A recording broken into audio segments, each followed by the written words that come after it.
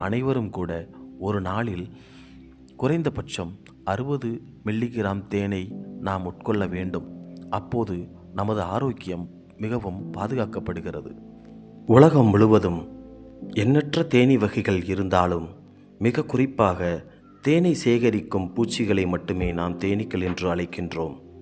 அவ்வாறு சேமிக்கும் தேனீக்கள் உலகின் ஒவ்வொரு இனங்களிலும் பல வகை உண்டு.